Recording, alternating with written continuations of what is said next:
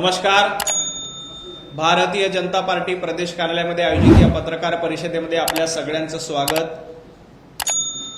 ज्यांची धाव आणि ज्यांच्या पक्षाची मजल उरणपर्यंत नाही ते जनाब संजय राऊत आज इराणच्या गप्पा मारतायत की इराण प्रकरणामध्ये हे करायला पाहिजे होतं, इराण प्रकरणामध्ये ते करायला पाहिजे होतं. संजय राऊत, आपल्या उभाटा गटाची अवस्था काय झाली त्याचा विचार करा. देशाचा विचार करण्यासाठी पंतप्रधान नरेंद्र मोदीजींचं नेतृत्व सक्षम आहे. इराण आणि इस्रायल युद्धामध्ये नेमकं काय झालं, कुणी मध्यस्थी करायला पाहिजे होती, कुणी दलाली केली, हे जगाने बघितलंय. दलाली करणं हा भारताचा धंदा नाही.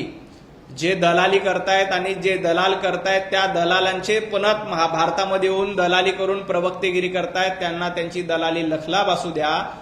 पंतप्रधान नरेंद्र मोदीजी यांचं सक्षम नेतृत्व आहे, त्यामुळं जगभरामध्ये या युद्धाची झळ पोहोचली, पण भारतामध्ये या युद्धाची झळ पोहोचली नाही. कारण पंतप्रधान नरेंद्र मोदीजींसारखं सक्षम नेतृत्व आपल्याकडे होतं, त्यामुळे या युद्धाचा फटका आपल्या देशाला या भूमीवर बसला नाही. आणि संजय राऊत गप्पा हाणतायत की असं करायला पाहिजे होतं, तसं करायला पाहिजे होतं. अहो, तुमच्या उभाटा पक्षामध्ये काय अवस्था झाली त्याचा जास्त विचार करा. महापालिकेमध्ये उद्धवजींची काय अवस्था झाली त्याचा विचार करा. आपला पक्ष आता उरणपर्यंत शिल्लक राहिलेला नाही आणि तुम्ही इराणपर्यंतच्या गप्पा मारताय. या गप्पा संजय राऊत यांनी बंद केल्या पाहिजे.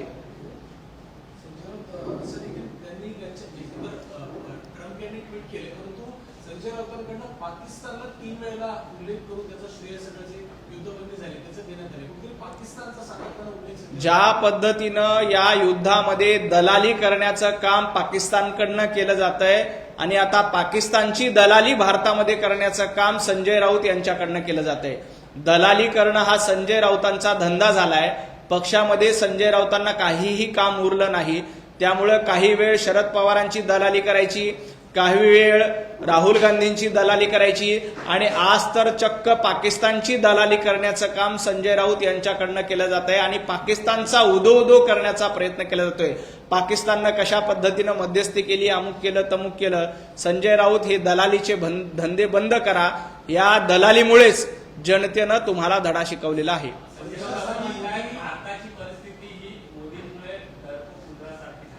भारताची परिस्थिती डरपोक उंदरासारखी झालेली नाही. संजय राऊत, तुमची परिस्थिती सापासारखी झालेली आहे. ज्या पद्धतीनं साप आपलंच दूध पितो आणि फणा वर काढतो, अगदी तशाच पद्धतीनं या देशाचं मीठ खायचं, या देशामध्ये राहायचं आणि देशाविरोधात फणा काढायचा प्रयत्न संजय राऊत सातत्यानं करतायत. त्यामुळं संजय राऊत, स्वतः तुम्ही सापनाथ झालायत.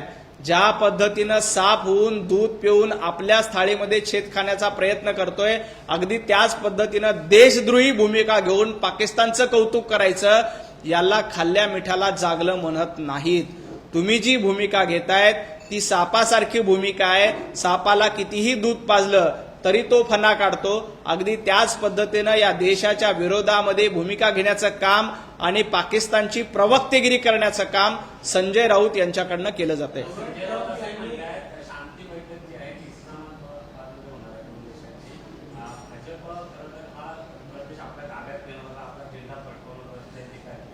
नाही, भारतीय जनता पार्टी देश सांभाळण्यासाठी सक्षम आहे.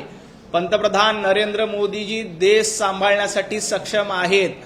ट्रम्प यांनी कुठेही बैठक घेऊ द्या, त्यांनी काही फरक पडत नाही. आज बघा पाकिस्तानची अवस्था काय. संजय राऊत पाकिस्तानचं गुणगान गातायत, पाकिस्तानचं कौतुक करतायत. त्या पाकिस्तानमध्ये 450 रुपये लिटर पेट्रोल आणि डिझेल आहे. त्या पाकिस्तानमध्ये गॅस मिळत नाही. त्या पाकिस्तानमध्ये पिठाला महाग आहेत पाकिस्तानी नागरिक आणि त्या पाकिस्तानचं कौतुक संजय राऊतांना आहे. अहो, संजय राऊत, पाकिस्तानच्या पेट्रोल पंपावर जाऊन बघा, रांगा लागल्यात आणि 450 ते 500 रुपये लिटर डिझेल आणि पेट्रोलचे भाव झाले. ते एकदा भारतातल्या लोकांना येऊन सांगा की पाकिस्तानमध्ये 500 रुपये लिटर पेट्रोल डिझेल आहे. इथं पंतप्रधान नरेंद्र मोदीजींचं सक्षम नेतृत्व असल्यामुळं इथं ना पेट्रोलचे भाव वाढले ना डिझेलचे भाव वाढले, कारण आपल्याकडे सक्षम आणि खंबीर नेतृत्व आहे. आता इस्लामाबादमध्ये बैठक घेऊन कुणाला दलाली करायची असेल तर करू द्या, त्याच्याशी आम्हाला काही देणं घेणं नाही. जे कोणी दलाली करण्याचा प्रयत्न करतायत त्यांना दलाली लखलाभ हो आणि संजय राऊत ज्या पद्धतीनं पाकिस्तानची दलाली करतायत, संजय राऊत तुमच्या पाकिस्तानची अवस्था काय झाली त्याचा विचार करा. ज्या पद्धतीनं महाराष्ट्रामध्ये उभाटा गटाची अवस्था झाली, अगदी त्याच पद्धतीनं पाकिस्तानची देखील अवस्था झाली. पाकिस्तानमध्ये 400, 450, 500 रुपये लिटरपर्यंत पेट्रोल आणि डिझेलचे भाव गेलेत. संजय राऊत एकदा त्याच्याकडे बघा आणि मग पाकिस्तानचे गुणगान गा आणि मग पाकिस्तानचा उदो करा. डोनाल्ड ट्रम्प यांनी पाकिस्तानच्या संदर्भात केलेलं ट्विट ही मोदींना मारलेली चपराक आहे. त्यामुळे मोदींना सत्तेत राहण्याचा अधिकार राहिलेला नाही असं म्हणतात. पंतप्रधान नरेंद्र मोदीजींना सत्तेत राहण्याचा अधिकार आहे का नाही हे संजय राऊतांनी सांगायचं नाही. संजय राऊत, तुम्ही अर्ध्या मतानं राज्यसभेवर निवडून आलात. महाराष्ट्रामध्ये तुमच्या पक्षाचे फक्त 20 आमदार आहेत. जिल्हा परिषदमध्ये तुम्हाला भोपळा देखील फोडता आला नाही. आधी जिल्हा परिषद आणि येणाऱ्या ग्रामपंचायत निवडणुकीमध्ये आपले उमेदवार निवडून येतात का ते बघा आणि मग पंतप्रधान नरेंद्र मोदीजींना सल्ला द्या की त्यांनी गादीवर राहायचं का नाही, पंतप्रधान म्हणून राहायचं का नाही.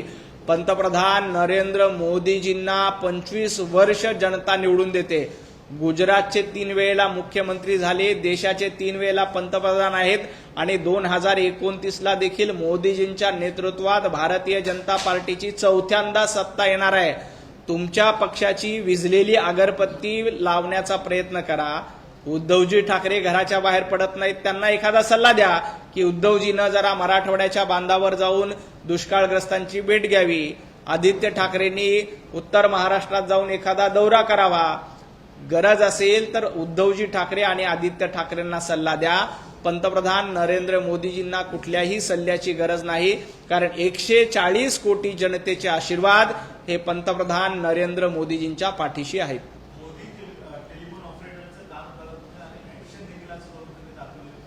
मोदीजी काय काम करतायत हे देशातल्या जनतेला माहित आहे. संजय राऊत, तुम्ही कुठल्या ऑपरेटरचं काम करताय, तुम्ही नेमकं कुठलं ऑपरेशन करतायत. तुम्ही भोंदू बाबा राऊत सारखं, भोंदू बाबा खरा सारखं संजू बाबा खरात होऊन भविष्य सांगण्याच्या भानगडीत पडतायत. नवा धंदा सुरू केलाय. तुम्ही नेमकं कुठलं ऑपरेटर म्हणून काम करतायत. तुम्ही मातोश्री ते सिल्वर ओक यांच्यामध्ये वर्षानुवर्ष टेलिफोन ऑपरेटर म्हणून काम करतायत हे महाराष्ट्राला माहिती आहे. तुम्ही राहुल गांधी ते मातोश्री यांच्यामध्ये दलाली करण्याचं काम करताय हे देखील महाराष्ट्राला माहिती आहे. त्यामुळं आपली कुवत काय आहे, पंतप्रधान नरेंद्र मोदीजींवर टीका करणं म्हणजे सूर्यावर थुंकण्याचा प्रयत्न आहे. संजय राऊत, तुम्ही कितीही सूर्यावर थुंकण्याचा प्रयत्न केला तरी ती थुंकी संजय राऊत यांच्याच तोंडावर पडणार आहे. त्यामुळं खरे ऑपरेटर हे सिल्वर ओकचे ऑपरेटर संजय राऊत आहेत आणि दिल्लीचे ऑपरेटर म्हणजे सोनिया गांधी, राहुल गांधींची गुलामी करून ऑपरेटरगिरी करण्याचं काम संजय राऊतांकडनं केलं जातंय. संजय राऊत असं म्हणतात की महाविश्वगुरू सध्या केरळमध्ये स्वतःच्या तोंडातले बॉम्ब टाकत आहेत आणि यांचा हत्या करायला सुप्रीम कोर्ट, ईडी आणि सीबीआय. संजय राऊत, पंतप्रधान नरेंद्र मोदीजींचं हत्यार काय आहे ते इथली जनता, इथले जनतेचे आशीर्वाद पंतप्रधान नरेंद्र मोदीजींच्या पाठीशी आहेत. आणि राहिला प्रश्न तोंडाने कोण बॉम्ब टाकतं, तर रोज सकाळी 9 वाजता फुसक्या लवंग्या फोडण्याचं काम संजय राऊतांकडनं केलं जात आहे. आणि या फुसक्या लवंग्या महाराष्ट्राने बघितल्या की रोज उठून खोटं बोला, रोज उठून कुणावर तरी आरोप करा आणि फुसक्या लवंग्या फोडण्याचा अयशस्वी प्रयत्न संजय राऊतांकडनं रोज सकाळी 9 वाजता करतो. त्याचा काही उपयोग होत नाही. संजय राऊत, तुमच्या या वायफळ आणि मूर्खपणाच्या बडबडीमुळेच उभाटा गटाची ही अवस्था झाली आहे. ज्या पद्धतीनं उद्धवजी ठाकरे यांची वाताहत झाली, त्यांचा पक्ष संपत आला, आदित्य ठाकरे यांची राजकीय कारकीर्द संपवण्याची वेळ संजय राऊतांमुळे आली आणि येणाऱ्या काळामध्ये उद्धवजी ठाकरे यांचा पक्ष आणखी किंचित आणि वंचित होणार आहे. कारण संजय राऊत रोज फुसके लवंगे फोडण्याचा प्रयत्न करतात आणि त्याच्यामुळं पंतप्रधान नरेंद्र मोदीजींना सल्ले देण्याच्या भानगडीत पडू नये. एखादा सल्ला त्यांनी उद्धवजी ठाकरेंना द्यावा. याला सोडून राऊत असेही म्हणाले की पंतप्रधानांकडून लोकशाहीचा विध्वंस करण्याचं काम केलं. लोकशाहीचा गळा कोणी घोटला होता आणि लोकशाहीचा विध्वंस कोणी केला तर त्याचं पहिलं पारितोषिक उद्धवजी ठाकरे यांना दिलं पाहिजे. 2019ला जनतेनं भारतीय जनता पार्टीला निवडून दिलं होतं. त्यावेळेला लोकशाहीची हत्या करून, लोकशाहीचा गळा घोटून, ज्यांच्या विरोधामध्ये निवडणूक लढली अशाच्या मांडीला मांडी लावून बसला होता. त्यावेळेला उद्धवजी लोकशाहीची हत्या झाली होती. संजय राऊत त्यावेळेला लोकशाहीचा विध्वंस झाला होता. पंतप्रधान नरेंद्र मोदीजींच्या नेतृत्वात लोकशाहीचा आणि संविधानाचा झेंडा उंच झालाय. त्यामुळं पंतप्रधान नरेंद्र मोदी जनतेतून निवडून येतात. संजय राऊत, तुम्ही एक तरी निवडणूक, संजय राऊतांनी आजपर्यंतच्या कारकिर्दीमध्ये एक तरी निवडणूक जनतेमधून लढवून जिंकली का? माझं संजय राऊतांना यापूर्वी देखील आव्हान होतं, आता देखील आव्हान आहे. येणाऱ्या काळामध्ये ग्रामपंचायतच्या निवडणुका होणार आहेत. संजय राऊतांनी कुठल्याही एका ग्रामपंचायतमध्ये जाऊन ग्रामपंचायतचं सदस्य म्हणून निवडून यावं आणि मग पंतप्रधान नरेंद्र मोदीजींना सल्ला देण्याच्या भानगडीत पडावं. केंद्रीय मंत्री जे आहेत देशमुख, त्यांना माकड असतं की नाही, माकड आहेत. संजय राऊत स्वतः माकड छाप आहेत आणि गाढव छाप आहेत. संजय राऊतांची गाढव छाप, कारण भांडूपमध्ये एक गाढव नाका आहे. आपल्याला कल्पना आहे का ना माहित नाही, आपल्या सगळ्यांना विनंती, कधी भांडूपमध्ये जाऊन बघा. भांडूपमध्ये एक गाढव नाका आहे आणि या गाढव नाक्याचं नेतृत्व संजय राऊत यांच्याकडनं केलं जातं. त्यामुळे या गाढव नाक्याचे सरदार संजय राऊत आहेत. आणि संजय राऊतांनी इतांना माकड वगैरे असं म्हणण्याच्या भानगडीत पडू नये. जे स्वतः गाढव नाक्याचं, भांडूपच्या गाढव नाक्याचं नेतृत्व करतायत आणि हे नेतृत्व रोज सकाळी 9 वाजता महाराष्ट्र बघतोय. त्यामुळे संजय राऊत, एस जयशंकर हे काय आहेत, त्यांनी कशा पद्धतीनं परराष्ट्र नीती ठरवायची ते ठरवण्याचा पूर्ण अधिकार त्यांना आहे. जनतेनं त्यांना राज्य करण्यासाठी बसवलेलं आहे. पंतप्रधान नरेंद्र मोदीजी सक्षमपणे आपला देश पुढे चालवतायत आणि तुम्ही गाढवपणा करून पाकिस्तानचा उदो करतायत. त्या पाकिस्तानचा उदो करतात ज्या पाकिस्तानमध्ये 450-500 रुपये लिटर डिझेल आणि पेट्रोल झाले, ज्या पाकिस्तानची जगभरामध्ये नाचक्की झाली आहे, ज्या पाकिस्तानमध्ये खायला देखील पीठ नाही, खायला अन्न नाही, अशा पाकिस्तानची प्रवक्तेगिरी करण्याचा आणि गाढवपणा करण्याचा धंदा फक्त संजय राऊतच करू शकतात. पश्चिम बंगालबाबत त्यांनी एक मोठं पुढे उदाहरण दिले. ते म्हणतात की पश्चिम बंगालमध्ये जाणीवपूर्वक मुसलमान आहेत, जे अधिकृत मुसलमान आहेत त्यांची मतं साफली केलेली आहे आणि ममतांचा पराभव करायचा आहे त्यांना, जो आता सामना केला जातो. संजय राऊत यांना औरंगजेब आणि अफजल खानाच्या वंशावळीबद्दल कौतुक आहे, प्रेम आहे. संजय राऊत, बांगलादेशींची नावं कापली गेली, बांगलादेशींची नावं, रोहिंग्याची नावं पश्चिम बंगालमधनं हटवली गेली, तर तुम्ही का रडायला लागलात? हे बांगलादेशी संजय राऊतांचे नातेवाईक आहेत का पाहुणे आहेत? याचं उत्तर संजय राऊतांनी एकदा दिलं पाहिजे.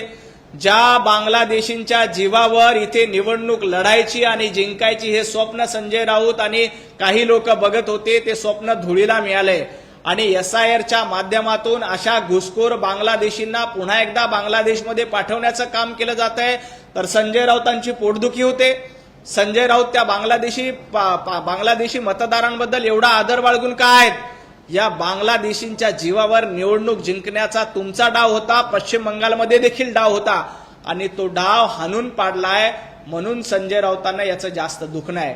संजय राऊतांना याचं दुखणं नाहीये की मुस्लिम मतदार गेले. मुस्लिम मतदार या देशाचे नागरिक असतील तर त्यांना निश्चितपणे इथं मतदान करण्याचा अधिकार आहे.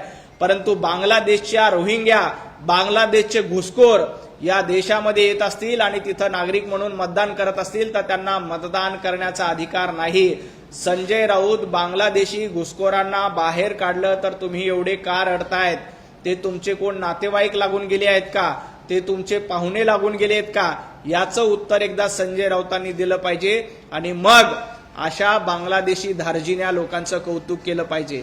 ज्या पद्धतीनं बांगलादेशमध्ये अराजकता माजली होती, अगदी तशाच पद्धतीची अराजकता आपल्या देशामध्ये व्हावी, आपल्या देशामध्ये, या देशामध्ये गोंधळ निर्माण व्हावा अशा प्रयत्न सातत्यानं संजय राऊत यांच्याकडनं केला जातो.